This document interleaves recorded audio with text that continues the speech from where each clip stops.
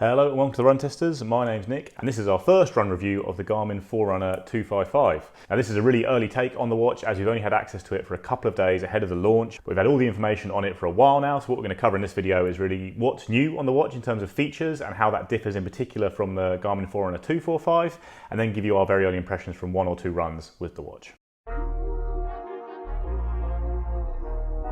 So the Forerunner 255 comes in two sizes. One is this, the Forerunner 255S, which is smaller than the 245, and then there's the standard 255, which is a bit bigger than the 245. The two new watches essentially sandwich the old one in terms of both case size and screen size. The watch is also now a full multi-sport watch. It's got triathlon mode, an open water swimming mode, and kind of customizable multi-sport mode. We're a running channel, we're going to talk more about running, but it's a great update to see because Garmin previously has restricted that kind of triathlon mode to their more expensive watches. Another update that's rolled down the line, which is great to see, is multi-band and all systems on GPS tracking. Now these more accurate GPS modes were introduced on the Epix 2 and Phoenix 7 watches earlier this year, but only in the very expensive models in the case of multi-band, so it's great to see them now available on a cheaper watch in the 255 and 255S. Over my extended testing with the Epix, I have seen that the multi-band GPS does produce consistently better results. It's not a massive upgrade, but if you're someone who's very, very obsessive about pacing and GPS performance, the multi-band option is great to have. Also new is Garmin's morning report feature. This provides information like kind of your sleep rating from the previous night, the weather forecast for the day to come, suggested workouts, stuff like that. It's a nice neat little thing to see in the morning. In your morning report, you'll also get your heart rate variability status, which is another new feature on the watch. This basically can kind of tell you how recovered your body is based on the tracking it's done overnight. You're not getting the full training readiness score that was introduced today on the Garmin Forerunner 955, but you can use this HRV status to guide your training a little bit and get a clearer picture of where your body is at each day. Garmin's also improved the training analysis on the watch in a couple of ways. One is that you're getting an acute training load analysis, so that checks your recent workouts for the intensity and just sees if that's in line with your kind of fitness and training history and whether you should be training at that level. And you also now get the training load breakdown by different types of training, low aerobic, high aerobic, anaerobic. We've seen that on Garmin's other more expensive watches in the past, but now it's coming down to the 255. Some of this training analysis is now going to feed into the new race widget, which is a neat little idea. Basically, you can log a few races on the watch, including setting out your primary target race, and you'll get kind of countdowns for them, weather forecasts for the race, and your suggested workouts will adjust around your race schedule. If you're someone who uses a Garmin Running Dynamics Pod or the HRM Pro chest strap, you're now going to get running power real time on the wrist without using a separate app, and you're also now getting Garmin Pay contactless payments on the 255. Other than the different sizes, the 255 and the 255S have the same feature set, but you are going to get more battery life on the bigger watch. That lasts up to 14 days in smartwatch mode and has 30 hours of tracking in GPS only mode, whereas the Forerunner 255S will last up to 12 days in smartwatch mode and offers 26 hours of GPS only tracking. We didn't get the official stats in time for this on how long the battery is going to last if you're using multi-band or all systems on mode. Having looked at the battery estimates on the 255S when it was fully charged, it looks like it's about 20 hours of all systems on GPS tracking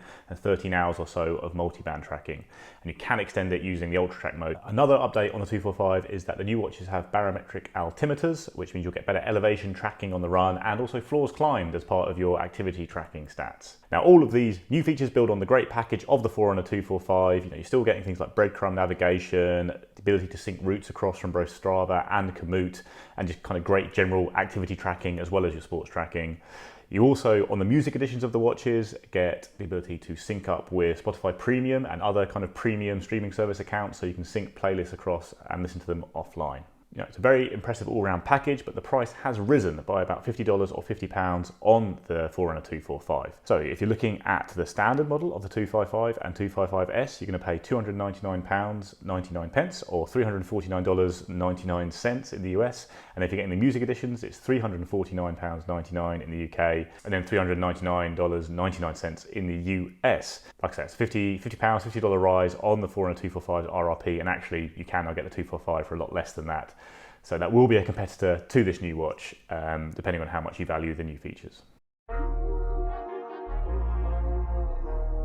So I did a run earlier wearing the Garmin 255S and the Garmin 955 and my Phoenix 6 Pro, just to see how they all compared. I did a 10k run, and my first impressions of the Garmin 255S are very good. I think it's Very nice looking watch. It feels very comfortable on the wrist. The strap and everything feels nice. It's a very small watch. I'm not used to wearing watches this small, so if you do want a small watch, this is quite a nice option. It feels almost unnoticeable on my wrist. I'm normally used to wearing quite a heavy watch. In terms of look of the screen, I think the screen's very clear. It looks very nice. So yeah, I had no issues at all from the screen of it, and the buttons and the management of it. It's pretty much standard Garmin. Slightly different than the Phoenix 6, but I imagine, I haven't tested the Phoenix 7, but I imagine very similar to the Phoenix 7. So no issues at all with the sort of controls or anything like that.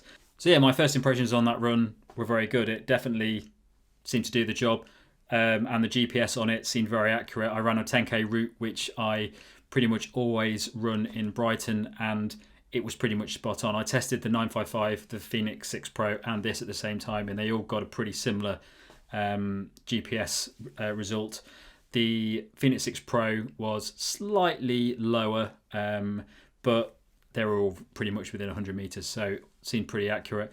They did take a little bit of time to get the GPS initially. It's the first time I've used a watch, so that probably accounts for that. But no issues at all. I think it was very good on that first run. New features that I'm interested in are the race widget feature, which I think is a really nice addition. It basically means that you can add in a race that you've got coming up into the calendar, and it will adjust the training advice that you get based on the time when that race is coming up. I'm also quite interested in the morning report feature that's been added. This is going to give you training advice in the morning based on the information that the watch has got from your activity as well as your sleep overnight, and that will also incorporate your heart rate variability whilst you're sleeping, which is really nice addition to it and really helps to show that Garmin's including a lot of the information that it's probably been able to collect for a while, but hasn't really pulled it all into one really useful way. So it's really thinking about how the information that it has on users' activity can be delivered in a useful and constructive way very simply. So yeah, overall, really excited to test the watch out. I think it's looking great so far. I'm excited to try it out more. And yeah, very successful first run. I've been testing the 255S out for a couple of days ahead of this launch, and I've been able to log 2 runs with it to look at things like the GPS tracking in multiband mode and the heart rate accuracy. We haven't been able to connect these watches to Garmin Connect ahead of the launch dates, so we haven't been able to get like the new training status features, and we haven't had enough time to build up enough data to have an HRV status, things like that. So that's all to come in the full review. So this is just kind of our early take after a couple of runs. On the run though, it did impress. It produced very accurate GPS tracks. I compared it on one run against the Garmin Epix 2 and on another against the Forerunner 245, and particularly there was a notable improvement in GPS tracking against the 245. Things like when you come up to, if you do like an about turn in the street, you can see it's much more clearly and accurately tracked on the new watch in multiband mode compared to the old watch, which just get a bit zigzaggy, and that would sometimes the 245 would nip off corners. You know, it was generally a pretty accurate watch for GPS, but the multiband just takes it to a slight another level. Most of the time, I don't think it's going to be a big noticeable improvement in your daily training, but I certainly find using the new multiband mode on watches like the Epix 2, there are key runs where I'm really using them for pacing, especially on loops and tight corners and things like that, where it does come in handy to make sure you're getting the very best and most accurate info on your wrist. The 255S has also been very good on heart rate tracking after 2 runs. Like I said, it's only 2 runs, but it's logged pretty much in line with a chest strap on an easy run and a progression run. At the end of that progression run, I did some strides, just 4 sharp little, short sprints, and it did kind of miss the little spikes in heart rate, which is what you expect from optical tracking. With the new kind of data on this watch in terms of training history and all that kind of stuff, you are going to want to get the most accurate data in. But so far it's been pretty accurate on the optical heart rate front. I also tracked 1 night of sleep with the 255S, and it wasn't very accurate on this front. Not only did the classic Garmin thing, which is to extend my overall sleep time, which is something that all Garmin watches seem to do. Like if you're just at rest watching TV or something, they often log it as sleep, although I'm hoping the forthcoming update might fix that a little bit. But also I looked at the heart rate variability graph you get in the morning, and it was just not great. It didn't look very accurate at all compared to both the Oura Ring and the Forerunner 955, which I was wearing on my other wrist. Obviously we'll reserve judgment on that for now. We're going to do lots more testing. I really want to see that heart rate variability really match up to what I'm getting from other devices if you are going to be looking at that HRV status on the watch as a guide to how you should train kind of each day. So I would say like the updates we see on the 255 and 255S are quite useful, and for someone like myself, to be honest, they could have been targeted directly at me. I find the updates fantastic. Like I really like heart rate variability and looking at that kind of info, and I'm obsessive about GPS. So getting any slight improvement in accuracy is a big deal for me, and I'd probably pay the extra for it. However, I'd say probably I'm in the minority overall, and I would say if you look at the updates, from the point of view of probably the majority of runners, maybe they're not that exciting, especially as you are paying that little bit more for the watch. So probably my initial impression would be that actually if you now start to see fantastic deals on the 245, it might be worth snapping them up because that still has all the features to cover off everything runners really need.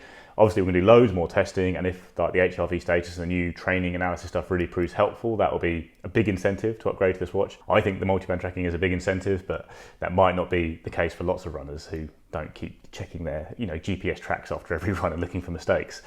That said, there are some general updates I think are going to prove useful for everyone. Having two size options is great. Like this small one is very dinky and cute, and it shows a lot of stats still, so that's quite impressive. But having the larger screen on the bigger Forerunner 255 will be very useful if you do show a lot of stats on the run.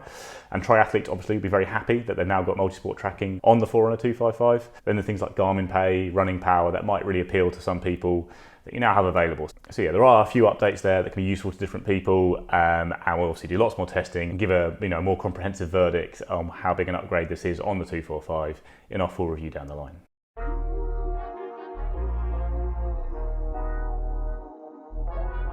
That's it guys, that is our first quick take on the Forerunner 255. We're going to do as much testing as we can, get it linked up to Garmin Connect and give you a load more kind of detail in our full review. But yeah, that's a quick summary of basically what you're going to get for this watch compared to the 245. Let us know what you think in the comments. Please like, subscribe, ring the little bell, and we'll see you next time.